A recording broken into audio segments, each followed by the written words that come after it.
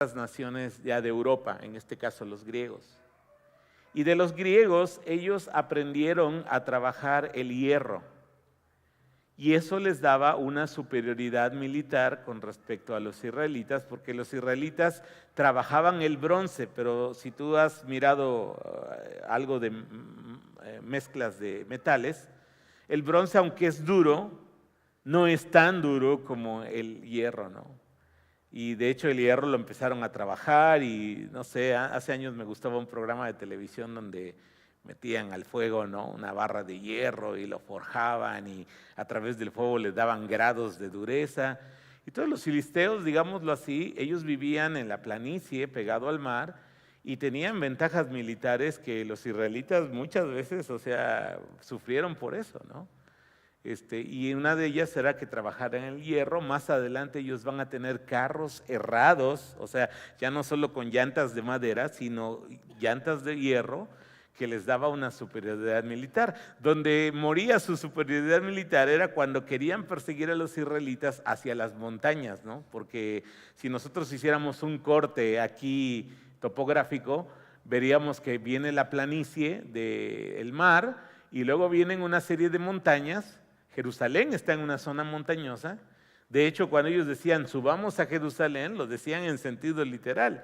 Era como de ir al mar. Por ejemplo, en mi tierra, en Orizaba, de Orizaba está Fortín y luego Córdoba y sigue ya el puerto de Veracruz. Quienes han ido por ahí conocen, ya son planicies. Pero justo al llegar a Orizaba está la pata, por decirlo así, la base de las montañas de la Sierra Madre oriental, ¿no? Y ahí está el pico de Orizaba, siempre casi con nieve, pero son montañas muy grandes, ¿no? Yo cuando llegué aquí a Querétaro y vi las montañas de acá, bueno, están bien, pero o sea, mi mente estaba acostumbrada a ver unos cerros, pero abruptos y muy empinados y grandes, ¿no? Entonces,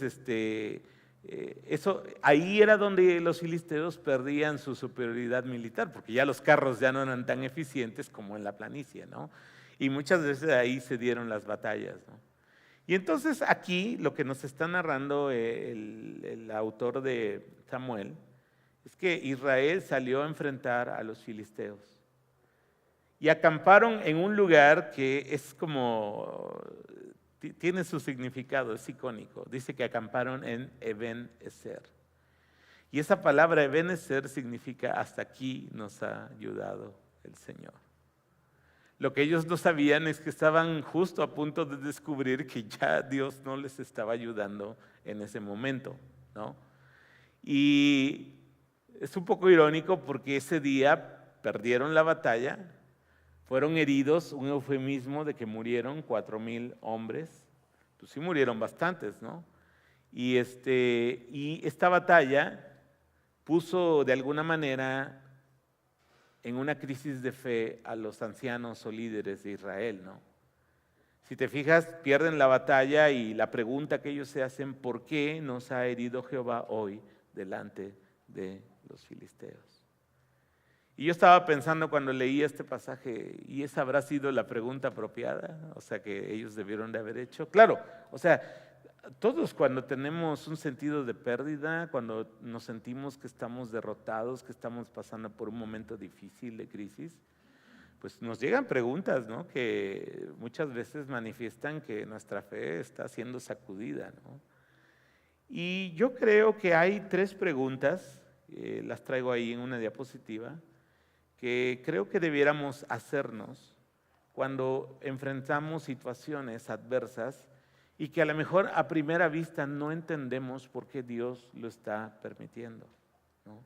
Por ejemplo, un accidente, ¿no, Beto? Pasaste un accidente, yo pasé un accidente, ¿no? Y quedé un poco sordo de mi oído izquierdo después de ese accidente y le digo al Señor, ¿y como para qué estoy sordo, no? Y todavía no lo entiendo, ¿no? Pero yo creo que hay 3 preguntas, y eso quiero que lo reflexionemos, que debiéramos de hacernos cuando enfrentamos una situación de crisis, una situación difícil en nuestra vida. La primera es, ¿estas decisiones que tomé son la voluntad de Dios? Porque, por ejemplo, a lo mejor tomas la decisión de emprender un negocio, de mudarte de ciudad, tomamos decisiones todos los días, ¿no? pero hay como decisiones con poca influencia, digamos, para afectación para nuestra vida, pero hay otras decisiones que sí afectan de manera importante nuestra vida, ¿no? Es como si dijéramos mañana, ¿no? Pues me voy a ir, no sé, a otra ciudad, a otro país, ¿no? Y lo tomamos como muy precipitado, ¿no? Y vamos, puede ser que Dios te esté moviendo, ¿no? Pero ese ya es un asunto que el creyente y Dios deben reflexionar, ¿no? Y entonces por eso, cuando tú estés enfrentando una situación y que digas, no entiendo por qué oré, pedí y pareciera que Dios no me está respondiendo favorablemente, creo que la primera pregunta que debemos de hacernos es, ¿esto que hice, esto que decidí, esta acción que tomé, busqué la voluntad de Dios? ¿Ha sido la voluntad de Dios para mi vida, no? Y yo creo que Dios te va a dar la respuesta, ¿no? En su palabra. Pero sí es importante preguntarnos eso, porque cierto o no, hermanos, a veces pasa que tomamos decisiones y ya que vemos que las cosas no caminan bien es cuando empezamos a preguntarnos si fue o no fue voluntad de Dios, ¿no? Y yo creo que ese proceso, si queremos ser guiados por el Señor y que Dios de alguna manera nos lleve y nos prospere en lo que estamos haciendo, yo creo que esa pregunta es antes de tomar las decisiones, ¿no? Y a lo mejor tomar un tiempo en oración de manera personal o como familia, y decir, Señor, pues está habiendo estos pensamientos, estas situaciones en nuestra vida, y pues queremos tu voluntad, ¿no? Y ya cada uno verá, ¿no? O sea, si a la luz de la palabra, las circunstancias que lo rodean, el consejo de algún otro creyente, ¿no? Que puedan ayudarte a discernir si eso que estás pensando hacer es la voluntad de Dios, ¿no? Aquí, de hecho, si te fijas, el texto en ningún momento dice que los israelitas hayan consultado al Señor. O sea, ellos ya tenían un nuevo profeta, que era Samuel.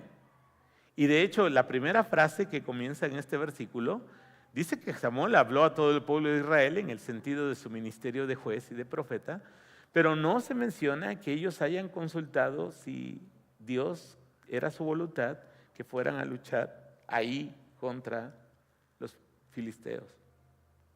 La segunda pregunta que creo que debemos de hacernos cuando estamos pasando por alguna situación complicada, adversa, es preguntarnos si esa derrota, si esa situación no es disciplina del Señor para mi vida, por causa de mi pecado, ¿no? O sea, todos pecamos, eso es innegable, y todos los días. Pero creo que hay diferencia entre un pecado que se confiesa al Señor, voy a decirlo así regularmente, porque yo, por ejemplo, quisiera hacerte pensar, ¿no? ¿Cada cuándo tú tomas un tiempo en oración solamente para confesar tus pecados? Yo creo que es un buen hábito. Yo diría que yo lo hago casi diario, ¿no? O sea, incluso antes de dormir me pongo a pensar y digo, pues, o si el Espíritu Santo me muestra en el momento que dije algo o hice algo que fue incorrecto y Dios pone sentido de convicción de pecado, nada me impide tomar unos momentos para orar y decir, Padre, perdóname, porque creo que te he fallado, ¿no? No fue la actitud más correcta, no fue la mejor respuesta, o es más, hasta lo hice intencionalmente con tal de desquitarme con tal o cual persona, ¿no? Pero muchas veces, hermanos, dejamos que haya situaciones en nuestra vida que están ahí reiterativamente, una y otro día, ¿no? O por mucho tiempo. Y entonces, o sea, mira, Dios nos dispensa muchas veces su gracia, Dios es muy paciente. Acuérdate lo que dice la misma palabra, ¿no? Es grande en misericordia, paciente y clemente es el Señor, pero así como vamos a ver hoy en el caso de Ofni y de Fines, los hijos de Elí y el propio Elí, Dios llegó a un punto en que dijo, no más. Y les anticipó juicio, y justo en el capítulo de hoy vamos a ver cómo Dios cumplió el juicio que ya había determinado sobre ellos. Entonces, yo creo que esa es la segunda pregunta, Señor, ¿esto que estoy viviendo es disciplina tuya? Y yo creo que se vale preguntarlo en todo, ¿no? Yo le he preguntado eso al Señor en el caso de mis malestares, ¿no? Señor, disciplina. O sea, y quiero ser sensible a la voz de Dios. No quiero ser como vimos la semana pasada, ¿no? Cuando escuches su voz, no endurezcas tu corazón, ¿no? Si Dios me permite escuchar su voz, la respuesta apropiada es que yo, en humildad, en un corazón contrito y humillado, dice el Salmo 51. Dice Santiago, creo que vamos a leer ese versículo, llorando y ahora sí que en un sentido de arrepentimiento, venir al Señor y pedirle que Él restaure nuestra vida, ¿no? Y quizá una tercera pregunta es, ¿qué lecciones quiere darme el Señor a través de esto, ¿no? Porque también no te vayas a ir al otro extremo, ¿no? Toda cosa mala que ocurre en nuestra vida es resultado de nuestro pecado, ¿no? Dios a veces lo permite. Justo ahorita venía hablando con mi esposa en el camino de una chica que conocimos en Guatemala, tenía como 7 años, ¿no? Y era una chica muy entregada al Señor y sus padres sirviendo en la iglesia. Y de repente contrajo alguna enfermedad que le produjo hidrocefalia y murió al poco tiempo, quizá no tardó ni un mes en ir con el Señor. Y nosotros la queríamos mucho porque pues era parte del ministerio donde servíamos y hasta el día de hoy no sé por qué el Señor se la llevó, ¿no? Pero no, ¿cómo te diré? No puede uno decir, sí, ha de haber sido por un pecado, ¿no? Pero son de esas cosas que nos mueven y a veces nos hacen hacer esas preguntas. ¿Por qué el Señor? Dijeron los ancianos de Israel, ¿no? ¿Por qué Jehová hoy nos ha herido ante los filisteos? ¿Cuál hubiera sido la pregunta y la respuesta apropiada de los israelitas? ¿Qué piensan ustedes? ¿Qué hubieran dicho esos ancianos del pueblo? Porque los ancianos eran los líderes, ¿no? A ver, opinen. ¿Qué? A lo mejor pensar, Dios nos está castigando, ¿no? Pero fíjate cómo respondieron ellos. Dijeron, bueno, ok, hoy nos derrotaron. Seguramente es porque algo nos falta, ¿no? Y entonces mandaron a traer el arca del pacto del Señor.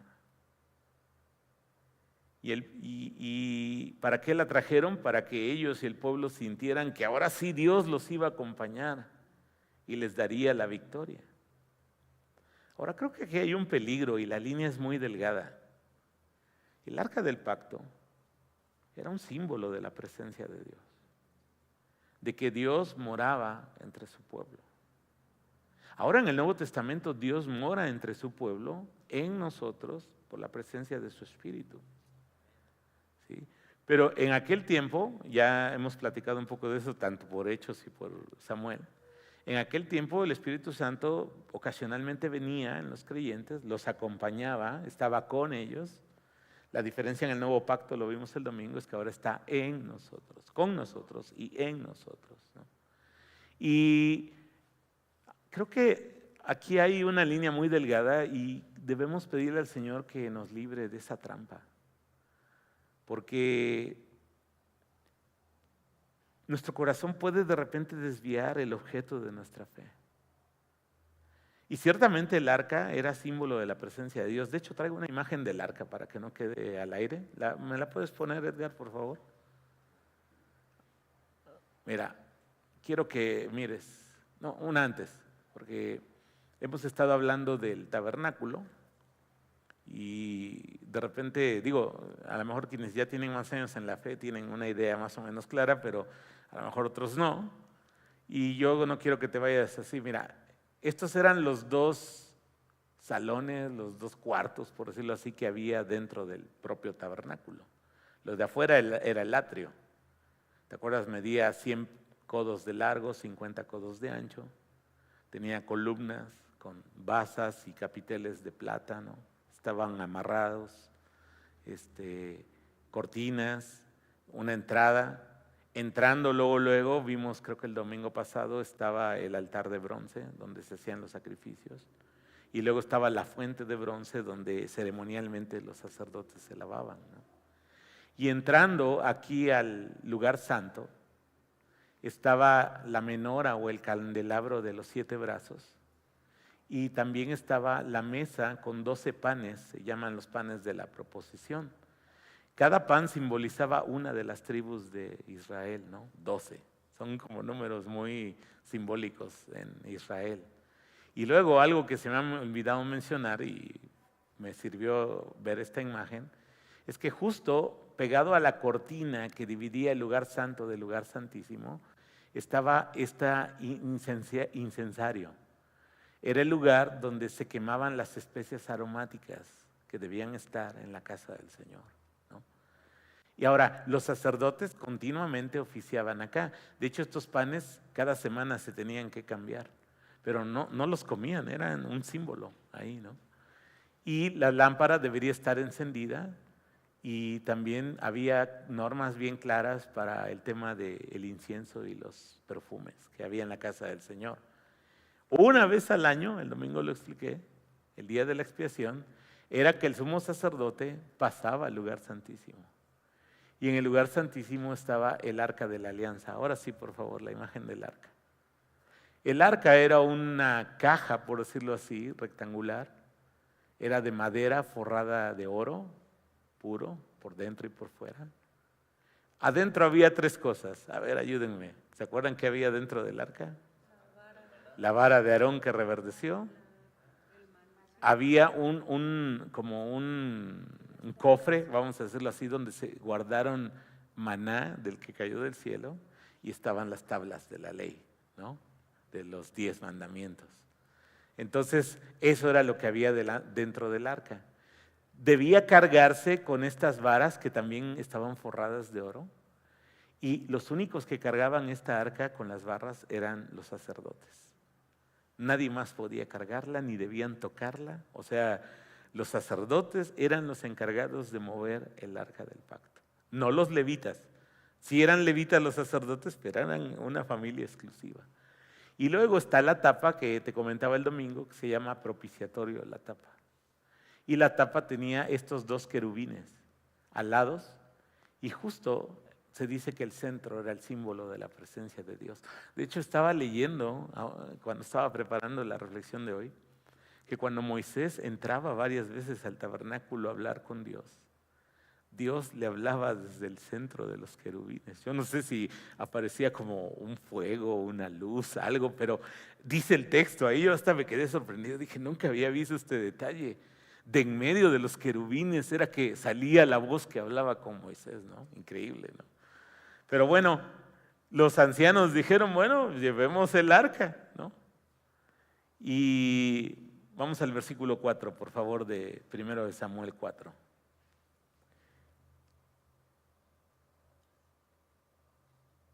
Y envió el pueblo a Silo, y trajeron de allá el arca del pacto de Jehová de los ejércitos, que moraba entre los querubines. Y los 2 hijos de Eli, Ofni y Fitnes, estaban allí con el arca del pacto de Dios. Aconteció que cuando el arca del pacto de Jehová llegó al campamento, todo Israel gritó con tan grande júbilo que la tierra tembló. O sea, imagínate. Vamos a dejar ahí, vamos a hacer una pausa, ¿no? Entonces, ellos dijeron, vamos a traer a Dios mismo, ¿no? Estaban pensando ellos, para que aquí esté con nosotros y nos dé victoria delante de nuestros enemigos. Ahora, sí hubo otras ocasiones en que el arca fue llevada al frente de batalla. Mira, cuando, por ejemplo, los israelitas cruzaron el río Jordán para entrar a la tierra de Jerusalén, los primeros que pisaron el agua del río Jordán fueron los sacerdotes cargando el arca del pacto. ¿Y qué dice el texto bíblico? El río Jordán se secó. Pasó el pueblo, ahí se quedaron los sacerdotes, y ya que pasó todo el pueblo, entonces siguieron los sacerdotes y el río volvió a su cauce natural. Y luego, días después, cuando fueron a tomar Jericó y que Dios les dijo, miren, tienen que darle de vueltas a la ciudad, ¿no? Porque ya me imagino a Josué, ¿no? Pensando, vamos a traer escaleras y cuántas flechas tenemos, ¿no? O sea, para una batalla. Y le dicen, no, ustedes lo que van a hacer es, van a tomar el arca del pacto, van a ir una guardia enfrente, luego los sacerdotes, luego una retaguardia y luego el resto del pelotón, y van a dar vueltas, ¿no? ¿Te acuerdas? ¿No? Y al final Dios les hizo la chamba, ¿no? O sea, les tumbó las murallas, que era la complicación militar, vamos a decirlo así, y ellos ya tomaron la ciudad de Jericó. También Saúl llevó el arca al frente de batalla en otro episodio contra los filisteos. Ahora, yo te decía, la línea es muy delgada, ¿no? Porque puede ser que de repente en nuestro corazón, siendo una fábrica de dioses, en lugar de mirar al Señor, mire como un amuleto ese objeto sagrado. O sea, el arca era muy sagrada. De hecho, vamos a ver en Samuel también, que en cierta ocasión David, ignorando lo que decía la palabra, llevó el arca en un carruaje nuevo y lo que quieras, pero tirado por bueyes, pero no era la instrucción bíblica, ¿no? De hecho, estos ancianos sí sabían cómo era la instrucción, y Ovni Fitness y otros de los sacerdotes, yo me imagino, fueron y llevaron el arca hasta el frente de batalla. O sea, bíblicamente hicieron lo correcto. Yo creo que aquí el error, hermanos, y de lo cual yo creo que el Señor nos quiere advertir, es que de repente nosotros veamos ciertas cosas como un amuleto de protección, ¿no? Por ejemplo, no está el que lleva la pata de conejo, ¿no? Hay gente que carga, ¿no?, una pata de conejo, carga una estampita, ¿no?, de su santo preferido ahí. Aquí yo también. No. Se me cayó. O por ejemplo, hay quien carga el dólar de la suerte, ¿no?, para que la cartera esté llena. O por ejemplo, ya pensando en artículos religiosos, ¿no? ¿Quién no a veces llevará una Biblia en su auto sintiendo que eso le puede dar protección? ¿O quién no carga una cruz en su cuello, aunque sea sin el crucifijo, o sea, con el muñequito, ¿no?, una cruz llana, y que lo haga pensando que eso le va a dar protección? O ahora que, bueno, creo que ha bajado un poco la moda de los tatuajes entre los cristianos, ¿no? Pero como que había mucha presión hace unos 15 años, ¿no?, de que todo el mundo tenía, yo para ser cool, ¿verdad?, y tenía que tener mis tatuajes, ¿no? Yo no los necesito y no juzgo al que se los haya hecho, ¿no? Pero ¿cuántos no se trataron algo en hebreo, el nombre de Jesús, una cruz, un león, ¿no?, a lo mejor pensando que eso les iba a dar protección? Y es donde te digo que la línea es muy delgada, ¿no? Porque a lo mejor yo digo, voy a hacer una oración, ¿no? Y como cuando yo estaba en la religión tradicional, ¿no?, pasas y te persignas, ¿no?, porque crees que eso te va a dar protección. Y yo creo que aquí los israelitas estaban equivocados en el objeto de su fe. Porque, fíjate, en lugar de buscar a Dios, porque ¿qué hubieran hecho los ancianos? Pensando en voz alta, ¿no? Hubieran buscado a Samuel. Era el profeta del Señor, era el oráculo, el vidente, ¿no? Y yo creo que los ancianos hubieran hecho bien en decir, búsquense a Samuel, ¿no?, y vamos a preguntarle a Dios si estamos haciendo lo correcto, ¿no? Y a lo mejor Dios les hubiera contestado algo, pero no ocurrió así, ¿no? Ellos dijeron, traigamos a Dios, ¿no? Y hermanos, yo creo que cuando equivocamos el objeto de nuestra fe, creamos una esperanza falsa. Porque muchas veces pensamos que podemos manipular a Dios. Y yo creo que hoy muchas personas cristianas que se identifican como cristianas cometen ese error de equivocar el objeto de su fe. Por ejemplo, muchos buscan a Dios para usarlo como un beneficio para sus negocios, ¿no? Muchos pactan, ¿no?, con algún ministerio y que te prometen prosperidad y bendición, ¿no? Otros a lo mejor en el deseo de encontrar salud, ¿no?, hacen cosas que Dios en su palabra dice que no. O sea, yo tristemente he llegado a conocer creyentes que no sanan y van a buscar un brujo. Y uno dice, ¿dónde está su temor de Dios? O sea, porque está bien ir a ver al doc, ¿no? O sea, pues Lucas era médico, ¿no? Y era parte del equipo, no en balde era parte del equipo del apóstol Pablo, ¿no? Lucas, pues, se ocupa un médico. Nosotros en el ministerio hemos ocupado un médico, ¿no? O cuando hemos estado en actividades de la propia iglesia, ¿no? A veces ocurren cosas que uno deseara que ahí hubiera un médico, ¿no? O sea, eso no es pecado, ¿no? Pero, ¿qué pasa, por ejemplo, si yo estoy confiando, el objeto de mi fe es el médico? y no el Señor. O el hospital, ¿no? Es que voy a ir al más fifí, ¿no? Al Ángeles, a los que sean, ¿no? Star Médica. Y entonces por esa razón me voy a sentir más seguro. Y ahí corremos un peligro, hermanos. Porque muchas veces pensamos que Dios puede ser manipulado por nosotros. Él va a hacer lo que yo pida, ¿no? Pero pues Dios es Dios. Y Él va a hacer lo que Él quiere. ¿Quiénes somos los siervos? Nosotros. Y nuestra actitud debería ser la de Samuel. Habla porque tu siervo escucha, ¿no? Y haz tu voluntad en mi vida. Y hermanos, nosotros debemos amarlo, debemos obedecer sus mandamientos y tener la disposición del corazón para rendirnos a su voluntad. Mira lo que dice Colosenses 3:25, ahí lo puedes ver en pantalla en la Nueva Traducción Viviente.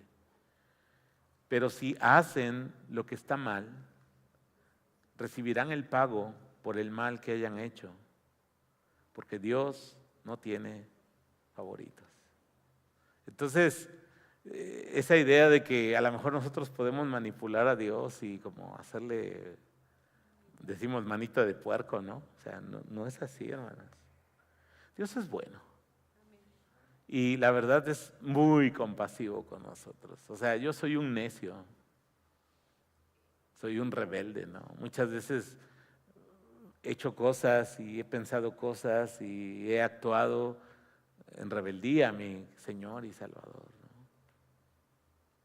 Pero Dios es Dios. Y hermanos, que no equivoquemos el objeto de nuestra fe.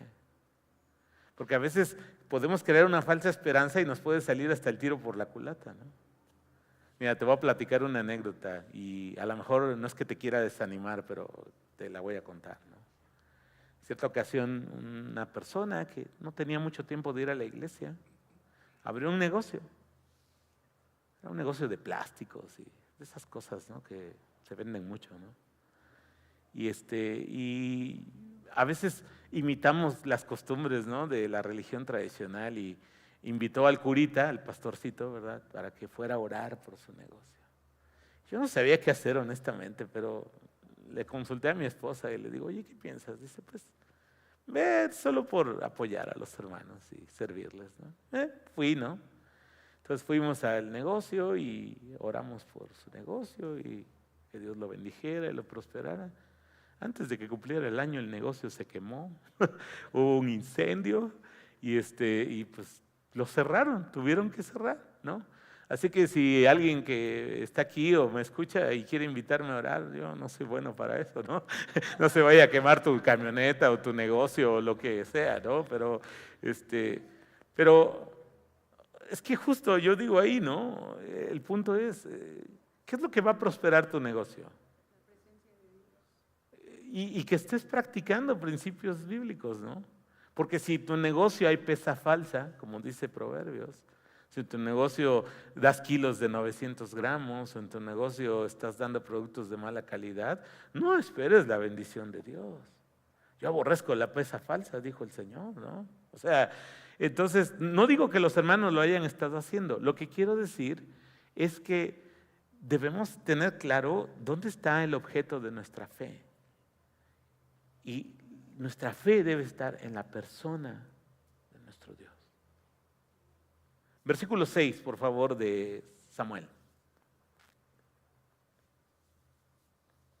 Cuando los filisteos oyeron la voz de júbilo, dijeron, ¿qué gran voz de júbilo es esta en el campamento de los hebreos? Y supieron que el arca de Jehová había sido traído al campamento y los filisteos tuvieron miedo. Porque decían, ha venido Dios al campamento. O sea, fíjate cómo este concepto de que Dios estaba en una cosa era el resultado de la cananización de los hebreos en lugar de que los hebreos hubieran influenciado a los cananitas. Porque aquí los filisteos justo están teniendo el mismo pensamiento que tuvieron los hebreos. Vamos a traer el arca porque aquí va a estar Dios con nosotros y nos va a dar la victoria. Ese pensamiento era cananeo. Ellos tenían objetos, ¿no? Que decían, no, pues estos son sagrados y aquí Dios nos va a ayudar, ¿no? Y dijeron, ay de nosotros, pues antes de ahora no fue así. Ay de nosotros, ¿quién nos librará de la mano de estos dioses poderosos? Estos son los dioses que hirieron a Egipto con toda plaga en el desierto. Esforzaos, oh filisteos, y sed hombres, para que no sirváis a los hebreos como ellos os han servido a vosotros. Sed hombres y pelead. Ahora, hermanos, aquí podemos ver en primera instancia que la estrategia de traer el arca parece que está dando algún efecto, ¿no? Los filisteos tienen temor. Ahora, este temor no los llevó a decir, no, pues vamos a rendirnos al Dios de los hebreos, ¿no? O sea, por un momento tienen temor, pero ¿cuál es la reacción final? No, vamos a pelear. Y vamos a pelear con más ganas, porque no queremos ser siervos de los hebreos como ellos han sido nuestros siervos, ¿no? Ahora, otra cosa que yo pensaba, reflexionaba aquí es, mucho ruido no significa que ahí está el poder ni la presencia de Dios. Ciertamente el Dios de Israel era famoso, era temido por los pueblos de la zona porque se había escuchado de manera clara a través de, pues tú sabes, ¿no? Se transmitía las noticias y lo que ocurría, cómo Dios había juzgado a Egipto con las plagas y cómo había liberado a Israel.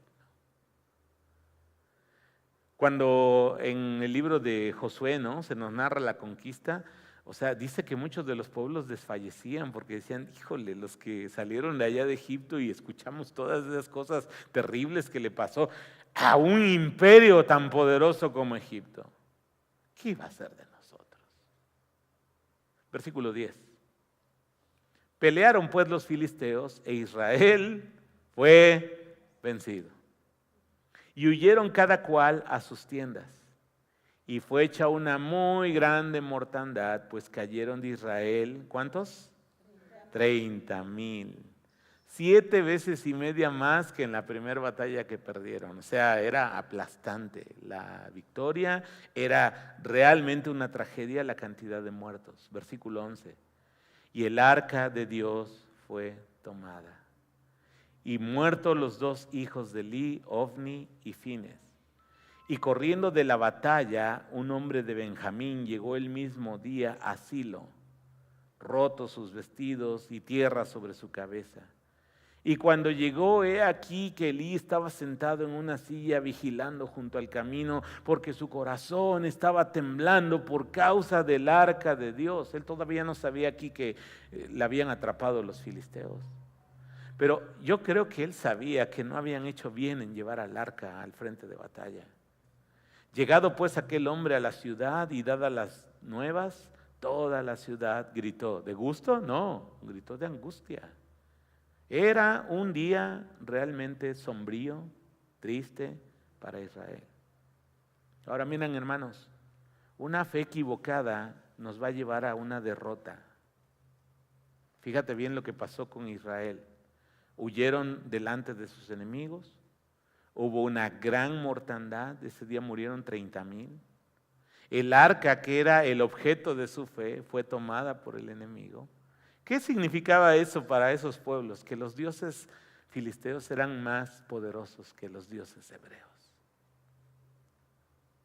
Dios cumplió su juicio a la casa de Elí. Sus 2 hijos murieron ahí en el campo de batalla. Elí estaba angustiado, muy temeroso porque se habían llevado el arca y ellos tenían la responsabilidad de custodiar lo que era el símbolo de la presencia de Dios en el pueblo. Era una responsabilidad muy grande la que ellos tenían. Y finalmente la derrota y la captura del arca produjo una gran consternación en el pueblo. Hermanos, cuando equivocamos el objeto de nuestra fe, cuando caemos en esa trampa, inevitablemente va a venir cosas a nuestra vida que no van a ser buenas para nosotros y nos van a traer calamidad. Y es que, hermanos, nosotros debemos entender que nuestro corazón constantemente necesita ser reenfocado, dirigido hacia el Señor. Mira lo que dice Santiago, capítulo 4, versículo del 8 al 10, lo traigo ahí en la pantalla, en la Nueva Traducción Viviente. Dice Santiago: acérquense a Dios y Dios se acercará a ustedes. Eso hubiera hecho el pueblo, ¿no? Por lo menos Samuel, busquen a Samuel. Lávense las manos, pecadores, purifiquen su corazón, porque su lealtad está dividida entre Dios y el mundo. Derramen lágrimas por lo que han hecho, que haya lamento y profundo dolor, que haya llanto en lugar de risa y tristeza en lugar de alegría. Humíllense delante del Señor y Él los levantará con honor. Y es que, hermanos, la Biblia nos dice, ¿no?, que en los postreros tiempos, antes de que el Señor venga, así como va a haber creyentes que van a estar avivados y el evangelio va a ser predicado a todo el mundo y muchos van a creer, también va a haber muchos creyentes que van a estar adormecidos en su fe, que van a estar con una fe persiguiendo sus propios deseos, sus propios anhelos. Dice Pablo, ¿no? Tendrán comezón de oír, y Dios, ¿cómo los va a juzgar? Dándoles maestros conforme a sus deseos, ¿no? Y si te fijas, una característica de muchos cristianos de hoy es que su compromiso con Dios es mínimo. Pregúntate, ¿no? Por ejemplo, hoy, ¿qué hace la diferencia entre los que vienen el domingo y los que vienen hoy? ¿Cuál es la razón? Ahora, no es que el congregarse, porque igual podemos caer en desviar el objeto de nuestra fe, ¿no? Y decir: Dios, porque yo me congrego entre semana, tú me debes y tienes que darme una bendición especial. O sea, ahí puede haber un error, ¿no? Pero la pregunta es, hermanos, ¿por qué las personas reaccionamos con un compromiso tan débil, tan pobre hacia el Señor? Pues te voy a decir una cosa: congregarse es fácil, honestamente. Hay cosas más profundas, más difíciles en nuestra vida interior, en nuestros secretos personales, que requieren una mayor determinación, una mayor convicción, un mayor compromiso para poder entregárselos al Señor. Y si en lo poco, porque digamos, el congregarse, hermanos, es como una manifestación externa del compromiso que estamos desarrollando con Dios.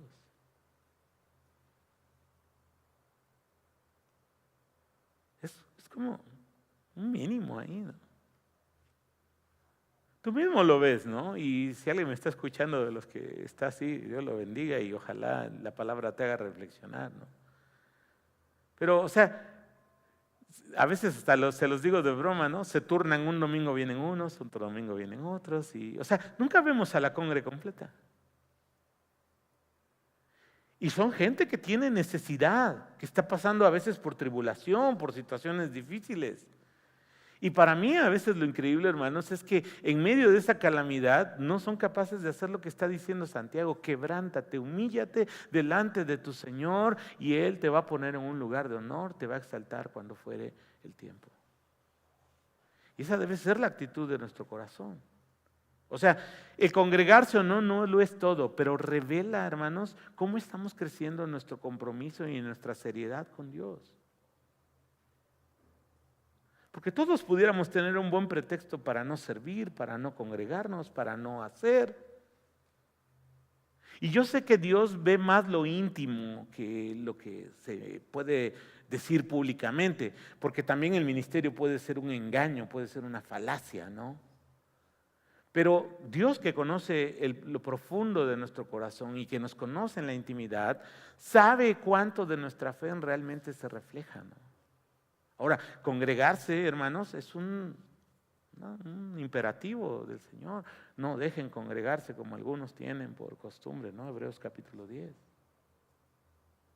Y yo digo, o sea, ¿qué no lo merece el Señor?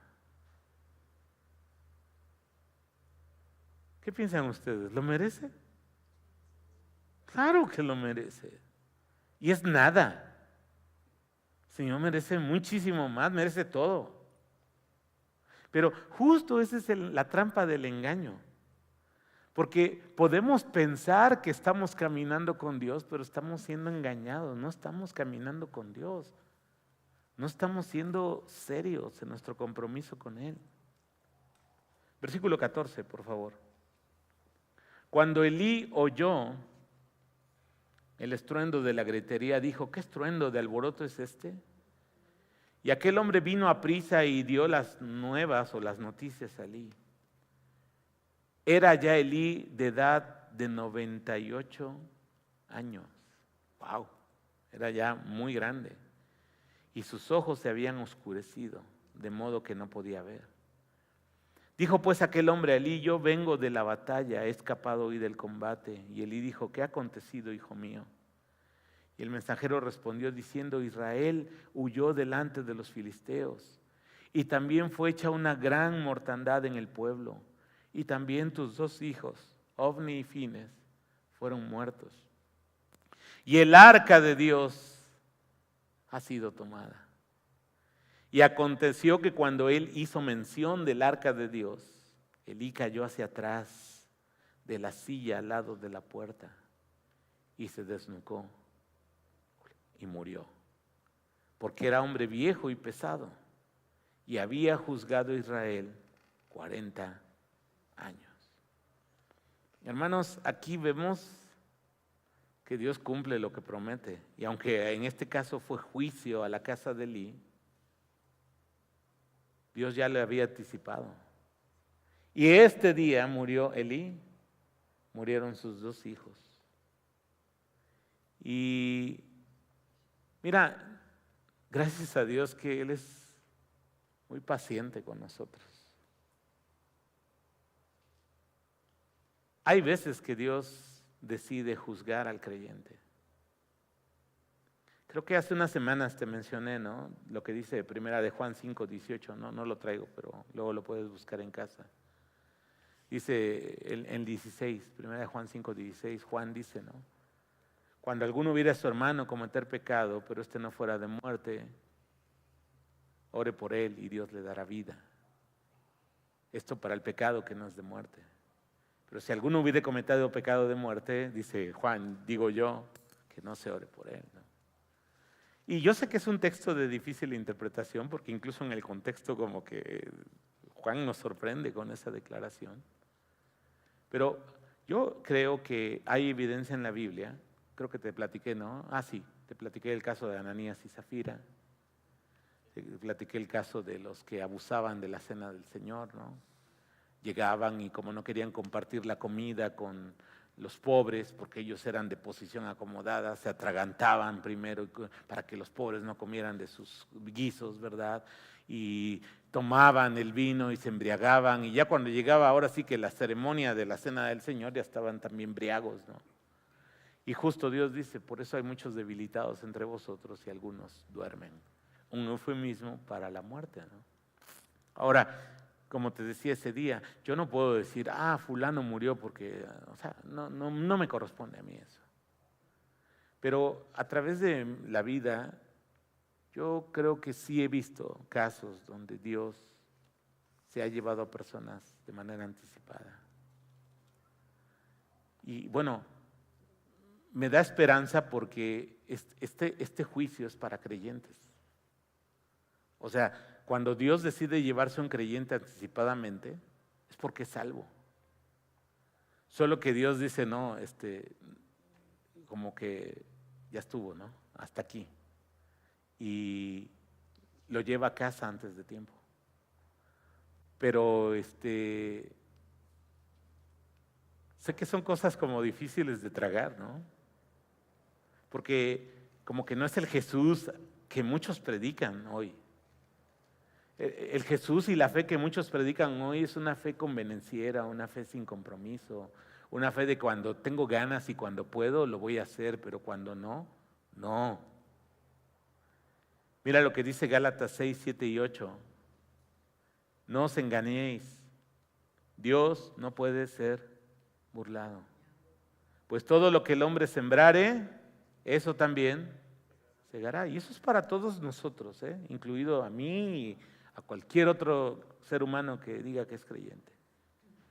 Y aún para los no creyentes también. Porque el que siembra para su carne, de la carne segará corrupción. Mas el que siembra para el Espíritu, del Espíritu segará vida eterna. Versículo 19. Y todavía se pone más feo, ¿no? Y su nuera, la mujer de Finés, que estaba encinta, cercana al alumbramiento, oyendo el rumor de que el arca había sido tomada, y muerto su suegro y su marido, se inclinó y dio a luz. Le vino un parto prematuro, ¿no? Estaba cerca, pero no era el día, ¿no? Porque le sobrevinieron sus dolores de repente. Y al tiempo que moría, le decían las que estaban junto a ella: no tengas temor porque has dado a luz un hijo. Mas ella no respondió ni se dio por entendida. Y llamó al niño Icabod. Hermanos, voy a hacer una pausa aquí. En la cultura de Israel, el nacimiento de un niño era motivo de alegría. Acuérdate la aflicción que tenía Ana por no tener hijos. Entonces, en su cultura era un asunto de alegría, pero justo aquí, este niño nace y le ponen un nombre que refleja lo difícil que fue ese día. Icabod significa sin gloria. ¿Y por qué le puso así? Diciendo: traspasada es la gloria de Israel, por haber sido tomada el arca de Dios y por la muerte de su suegro y de su marido. Dijo pues: traspasada es la gloria de Israel porque ha sido tomada el arca de Dios. Hermanos, lo que debió haber sido un día de alegría se convirtió en un día de aflicción, en un día de tristeza, en un día sin gloria. La batalla que a lo mejor pudo haber sido un momento de gloria para Dios y de regocijo para Israel, se convirtió justamente en lo opuesto. Porque no buscaron a Dios, no consultaron al Señor, equivocaron el objeto de su fe. Y hermanos, una fe equivocada nos puede llevar a no ver el poder y la presencia de Dios en nuestras vidas. Es un tema delicado, hermanos, donde debemos decirle al Señor: Señor, guía mi corazón, que no desvíe yo el objeto de mi fe, que no vea yo las cosas, que no vea yo el ministerio, que yo te vea completamente a ti. Lo que quiero ver es tu rostro.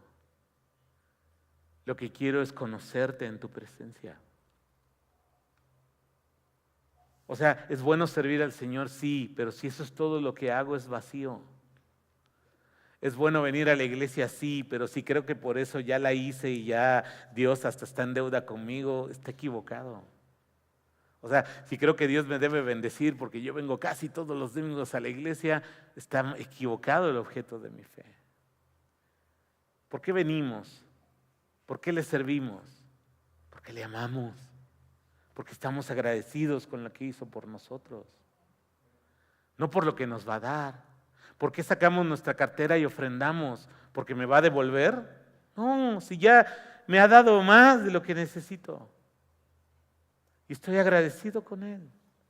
Dios es bueno. Y Hebreos 6:10 dice que Dios no es injusto para olvidar la obra de amor y el servicio que hemos hecho para sus santos.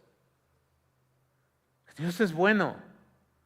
Pero una cosa es que nuestro Dios sea bueno, sea generoso, y otra cosa es que ahí esté el objeto de mi fe. Yo te voy a servir porque quiero que me bendigas. Está equivocado el corazón. Y yo tristemente, hermanos, pienso que muchos creyentes, aún en nuestra propia iglesia, han caído en la trampa de equivocar el objeto de su fe. Nuestra pasión, lo que debe movernos para buscar al Señor, es amarle. Es la gratitud. Me ha dado tanto que no merezco.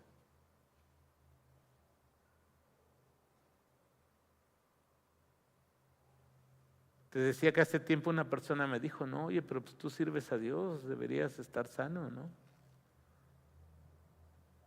Ahora estoy mejor, gracias a Dios. Pero si Él quiere, y si no quiere, también está bien.